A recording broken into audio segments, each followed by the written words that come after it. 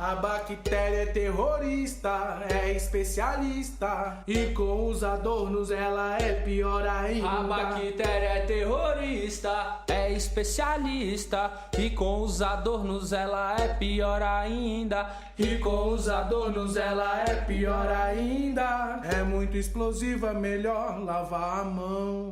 É muito invasiva, não brinque com ela não. Olha a proteção. Quando ela tira o anel da mão, quando eles tiram crachá e cordão, quando ele tira o relógio da mão, cirurgia segura sem infecção. São equipe treinada, serviço padrão, roupa privativa, melhor opção. Bolsa e mochila não podem no chão.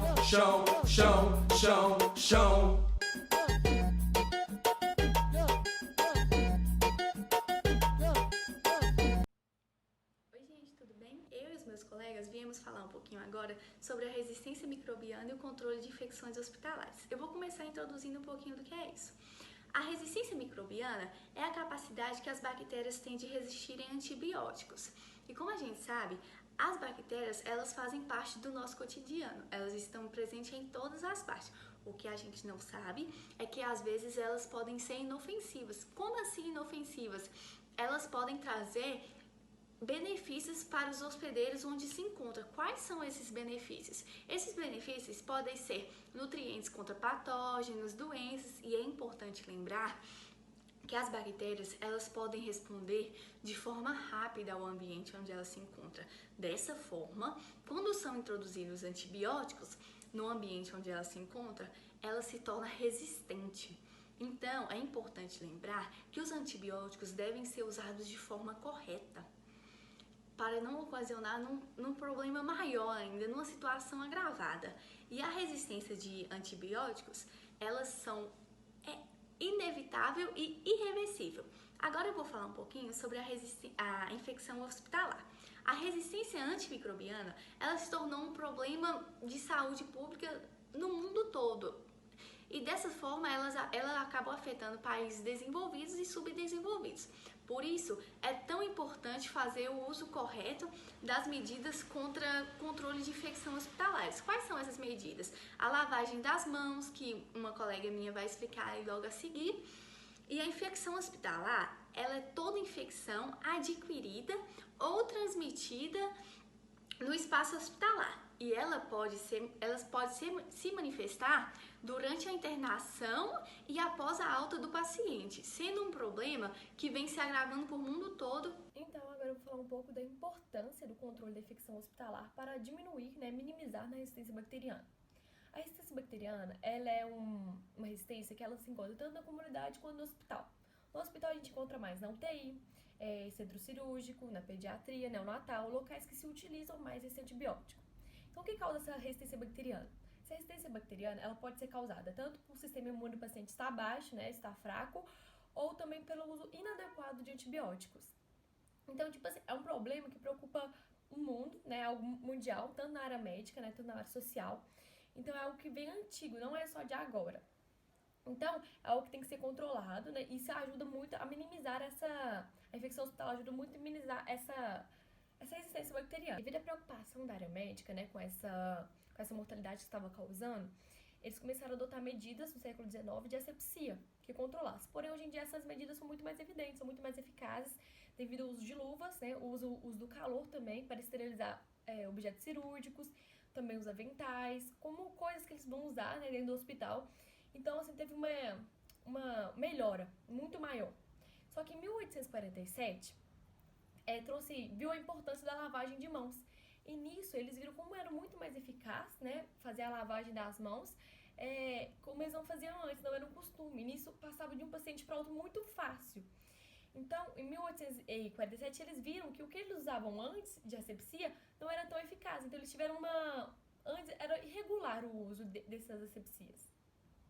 Então é importante a gente lembrar, que no início do século XX veio a penicilina na Segunda Guerra Mundial. Junto com ela vieram outros antibióticos que pudessem ajudar, nessa resistência bacteriana. Porém, mesmo com o avanço das tecnologias que a gente tem hoje, no século XXI, inovações, essa resistência bacteriana costuma ser um problema ainda pra gente, um problema da área médica. E 3 forças contribuíram muito para ela. A primeira, né, que é o uso inadequado desses antibióticos, que eu já tinha falado mais anteriormente. A segunda é a irresponsabilidade dos pessoais da área médica, né, que não colaboram com essa, eles não fazem a lavagem correta das mãos, não fazem a higienização necessária, e nisso ajuda muito a disseminar. A terceira delas é o sistema imune do paciente estar muito comprometido. Então, isso auxilia muito que no combate dessas resistências, porque elas se tornam mais fortes do que os antibióticos, né, o sistema dele mesmo. Então, a infecção hospitalar, ela representa qualquer infecção que ocorre após a internação de um paciente, sendo que ela pode manifestar durante a internação ou após a alta desse paciente, e sendo ela relacionada aos procedimentos hospitalares ou à internação em si. É um dos principais problemas, né, nos hospitais, e tem como forma de prevenção básica a higienização das mãos de forma correta e nos momentos adequados entre os profissionais, a utilização dos equipamentos de proteção individual nos profissionais e nos pacientes, caso for necessário, e a asepsia de materiais e objetos e superfícies. Ela tem como ocorrência 3 fatores principais, que seriam justamente pelo fato do hospital ser um ambiente em que ocorre a internação de diversas pessoas com diversas infecções. Isso faz com que tenha também diversos tipos de micro-organismos, como também bactérias, e isso faz com que seja administrada uma quantidade de antibióticos de forma mais excessiva, né? E isso pode colaborar para a seleção natural de bactérias resistentes. Tem também a questão dos pacientes terem um sistema imune mais debilitado, isso facilita a ocorrência de infecções. E tem também a questão da falta de controle entre os profissionais da área da saúde, que muitas vezes podem servir como vetores, né, ao entrar num quarto com um tipo de micro-organismo, como a bactéria, por exemplo, e ao entrar em outro quarto com outro tipo de bactéria, ele servir exatamente como um vetor, né? E o que interligando essa relação entre a infecção hospitalar e a resistência bacteriana, a resistência bacteriana, justamente pelo fato dela ser resistente a diversos tipos, né, de antibióticos que a gente tem no mercado, as infecções hospitalares são cada vez mais de difícil controle. E justamente pelo fato dessa resistência, o tratamento se torna cada vez mais difícil. Bom, galera, eu vim trazer para vocês algumas informações sobre as novas tecnologias que estão sendo utilizadas no tratamento de infecções bacterianas causadas por micro-organismos multiresistentes. A primeira delas é a fagoterapia, ou terapia de fagos, que consiste na utilização de bacteriófagos no combate a infecções bacterianas, principalmente as causadas por micro-organismos multiresistentes. Esse tipo de tratamento é um tratamento muito seguro, pois os bacteriófagos eles têm uma predisposição por bactérias patogênicas, preservando assim a nossa microbiota residente. O que seriam bacteriófagos? Bacteriófagos são vírus que infectam as bactérias e se replicam em seu interior e ao saírem causam a morte dessa célula, né? Esse tratamento vem sendo descrito já há algum tempo na literatura. Porém, o seu destaque tem aumentado com o tempo porque o número de micro-organismos resistente aos tratamentos convencionais com esses antibióticos tem aumentado cada vez mais.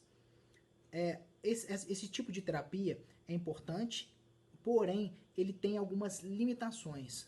Um bacteriófago ele só é capaz de atacar um determinado tipo de bactéria. Caso o organismo apresente um processo infeccioso provocado por vários micro-organismos, eu teria que ter um coquetel de bacteriófagos para tratar esse processo infeccioso. Então, essa é uma das limitações. E como o bacteriófago age? Ele age de 2 formas. A primeira delas, através do seu ciclo lítico, onde o bacteriófago ele se adere à membrana da célula, projeta seu material genético para dentro da célula e lá ele se multiplica e ao sair causa lise e ruptura e morte, né, dessa célula. E o segundo é o ciclo lisogênico, onde ele também gera aderência à membrana da bactéria, projeta seu DNA para dentro da célula, só tem que ele modifica o DNA dessa célula, causando desde a eliminação dos fatores de virulência ou até mesmo uma modificação genética que pode promover o aumento da resistência bacteriana. Tá aí a grande importância de se utilizar um bacteriófago para um determinado tipo de bactéria e tomar bastante cuidado com esse processo, ok? O segundo fator que a gente vai estar estudando, a segunda tecnologia que a gente vai estar conversando, está sendo desenvolvida ainda pelo Instituto de Tecnologia de Massachusetts. Vou falar um pouquinho mais sobre ele agora. Bom, pessoal, essa nova tecnologia ela consiste na utilização de inteligência artificial para a elaboração de novos antibióticos. Para isso, os pesquisadores inseriram dentro de um banco de dados algumas informações moleculares de cerca de 2.500 medicamentos e compostos naturais, além de inserir também informações sobre a sensibilidade das bactérias quando expostas a esses compostos. O sistema de posse desses dados fez um cruzamento também com dados de potenciais medicamentos em estudo e a partir daí criou um antibiótico chamado alicina. A alicina se mostrou um antibiótico bastante promissor e obteve excelentes resultados quando utilizado em infecções provocadas por micro-organismos multiresistentes, entre elas a Mycobacterium tuberculosis, a Clostridium difficile e a Cyanobacter baumannii. Essa última tem grande presença nas infecções hospitalares. É uma linha de tratamento que vem sendo desenvolvida também e tem mostrado que pode ser bastante promissora, né? Acho que nós vamos poder fazer bom uso disso. Espero ter contribuído um pouco aí para o conhecimento de vocês. Um grande abraço, fiquem com Deus. Eu vou falar um pouco sobre as precauções de contato, bem como o uso de EPIs. Como já foi citado anteriormente, o controle das infecções hospitalares é extremamente importante no processo de tentar amenizar a resistência microbiana. Nesse contexto, no final do século XIX, foram introduzidas nos hospitais alguns procedimentos para tentar melhorar as condições sanitárias, bem como a higienização. E após essa implementação, observou-se que houve uma redução drástica no número de infecções hospitalares. E com isso a gente pode concluir que o uso desses equipamentos, bem como as precauções de contato, é extremamente importante no controle de infecções hospitalares e, consequentemente, para essa amenização da resistência microbiana. O uso de EPIs, que são os equipamentos de proteção individual, é qualquer meio ou dispositivo destinados a serem utilizados por alguma pessoa, por profissionais da saúde, contra possíveis riscos ameaçadores ou para proporcionar segurança em algum procedimento que será realizado por esses profissionais da saúde em um ambiente hospitalar.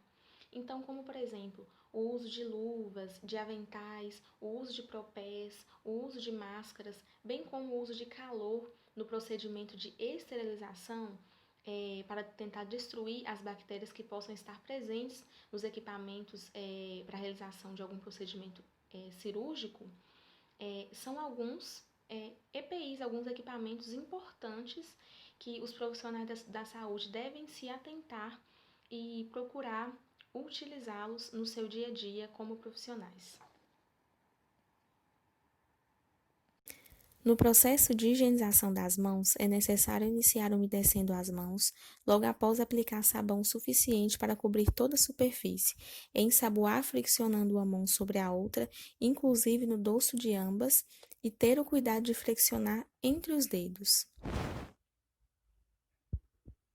Não se esquecendo também do dedão. Logo após, fazer a fricção das pontas dos dedos e das unhas nas palmas das mãos. Ao enxaguar, ter o cuidado de não abrir a torneira com as próprias mãos. Tirar o sabão com água abundante.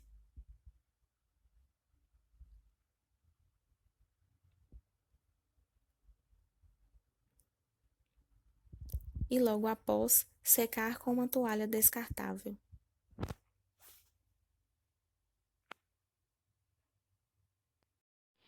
É importante destacar que a falha ou uma negligência dos profissionais da saúde em adotar medidas básicas e relativamente simples no controle de infecção hospitalar, como, por exemplo, a lavagem das mãos e o uso de EPIs, é uma das forças que atuam contra a resistência microbiana.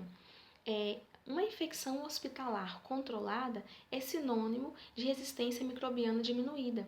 Portanto, é importante que os profissionais da saúde se atentem em realizar rigorosamente a lavagem correta das mãos, em utilizar os EPIs nos ambientes hospitalares e, assim, contribuir para a amenização da resistência microbiana. Olá, gente, tudo bem? Hoje eu vou falar um pouquinho sobre os agentes esterilizantes, principalmente no ambiente hospitalar. Para começar, a gente tem os agentes químicos, que é o gás de etileno. O gás de etileno, óxido de etileno, mais especificadamente, ele é um gás extremamente tóxico e explosivo. Para isso, mistura-se outro gás a ele, que vão atuar como esterilizante.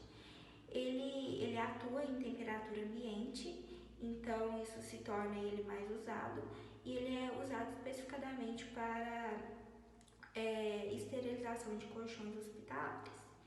A gente também tem o plasma é um gás agitado, junto ao ácido peracético, ele vai atuar esterilizando objetos modernos cirúrgicos. Nós também temos o calor úmido, que atua pela autoclave. A autoclave é uma câmara sobre gás de pressão e ela necessita mais ou menos de 123 graus Celsius por 15 minutos e ela também necessita de uma habilidade para se mexer nela, porque ela pode ser facilmente explosiva. Nós também temos o calor seco, que usa-se chama quente a 170 graus Celsius por 2 horas mais ou menos. E por último nós temos a radiação. A radiação temos os raios gama, que vão atuar no DNA da bactéria, e ele é muito utilizado para esterilizar materiais médicos e materiais odontológicos. E por último, nós temos a radiação ultravioleta, que eu acho que todo mundo já ouviu falar. Ela é muito utilizada em lâmpadas porque ele exerce um efeito de desinfetante, né? Que ele é muito utilizado nas salas cirúrgicas, nas salas dos hospitais. E por último, é importante lembrar que o nosso artigo fala que somente no final do século XIX que teve esse avanço nos métodos de esterilização, o que ajudou muito, porque diminuíram muitos casos de infecção hospitalar. Oi, gente! Eu vou falar sobre a resistência bacteriana no organismo. Então, para a bactéria adquirir resistência, ela tem que passar por alguns mecanismos, como a produção de enzimas inativadoras, que serão as enzimas bacterianas que destroem a estrutura química do antibiótico, inativando e impedindo que se ligue ao sítio de ligação da enzima-alvo. E vão ter como exemplos as enzimas beta-lactamases, que podem ser produzidas por um gene do cromossomo ou plasmídeos, e a expressão construtiva ou indutiva. Também as enzimas carbapenese, que é um tipo de beta-lactamase especial, que elas vão hidrolisar todos os beta-lactâmicos, como as penicilinas e as cefaloporinas. E as bactérias que produzem essa enzima são um grande problema para o ambiente hospitalar.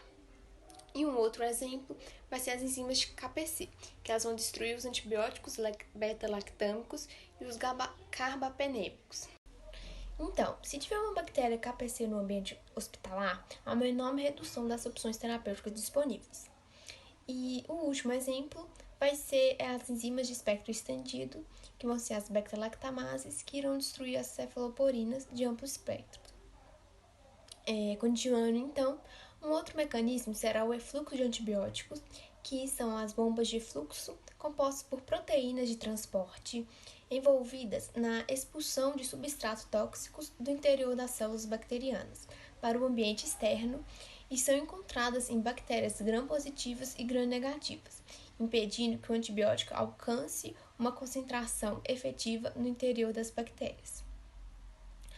O outro mecanismo é a alteração na captação de antibióticos, que ela vai se relacionar a uma alteração da permeabilidade da célula bacteriana, através da perda ou modificação de porinas na parede celular, impedindo a entrada do antibiótico.